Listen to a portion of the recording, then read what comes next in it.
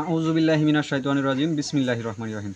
তবে আমি আজকে একটা লাইভ ভিডিও দিয়েছি এবং শর্ট ভিডিও দিয়েছি। আজকে শর্ট ভিডিওটা হচ্ছে একটা মিস্ত্রি ভাই এই যে ইটা খুলছিল, মানে এই যে গাড়িটা দেখাও, এই যে গাড়িটা খুলছিল, এদিকে দাও।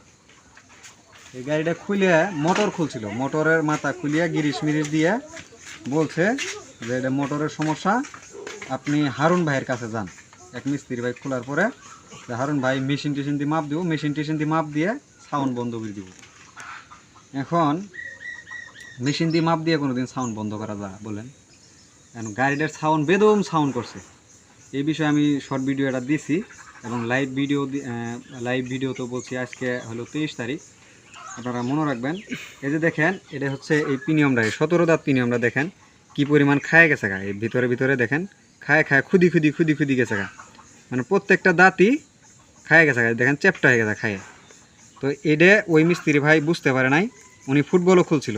এই যে এই ভাইয়ের গাড়ি ফুটবল খুলছিল না? জি, ফুটবল খুলছিল। মানে ধীরে সত্য এটা বলবেন, ফুটবল খুলছিল, মোটর গ্রিস করা হয়েছিল।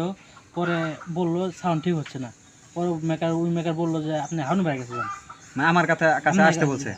হারুন ভাইয়ের কাছে যান, হারুন ভাই আপনি কন্ট্রোলার আর মোটরটা আর একটা মেশিন আছে, এটাতে দেখবে। দেখার পর দেখা গেছে যে মোটর সমস্যা হয়, তো মোটর কাজ করে দেবে।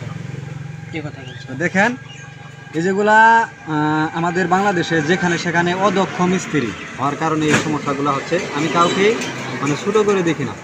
তো আপনি যখন একটা জিনিস খুলে যখন সমস্যা না ধরতে পারবেন, তখন যার সাথে আপনার সম্পর্ক আছে, আরও বড় বড় মিস্ত্রি আছে, তাদের কাছে পরামর্শ নেবেন, ফোন করে পরামর্শ নেবেন, মোবাইল করবেন বা ওনার কাছে যাবেন। তাহলে আপনি অনেক কিছু শিখতে পারবেন, জানতে পারবেন। এই যে আজকের যে বিষয়টা সাধারণ একটা বিষয়, ওনার ফুটবলও খোলা হয়েছিল, মোটরও খোলা হয়েছিল, তারপরে উনি মেরামত করতে পারে নাই। আমি শুধু এটাই খুলছি, আর অন্য কোনো কিছু খুলিনি। আমি আর অন্য কোনো কিছু খুলছি?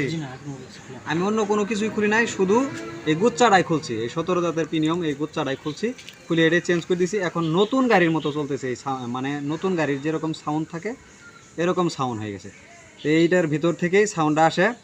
তো আশা করি আপনারা যারা যেটা জানেন না, অনেক বিষয় আমিও জানি না, আমিও অন্য বিভিন্ন মিস্ত্রি ভাইরা যারা আমার চায়, যে মিস্ত্রি ভাইরা আমার চায় ভালো জানে, ওদের কাছে যে জিনিস আমি পারি না ওটা পরামর্শ নিই, তারপরে কাজ করি। পরামর্শ নিলে যে আপনি শুরু হয়ে গেলেন এমন কিছু না।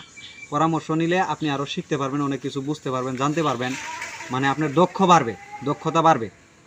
অনেক বিষয়ে আমরা 4-5 জনে মিলিয়ে পরামর্শ করি, আরও 15-20 জন মিলিয়ে পরামর্শ করি।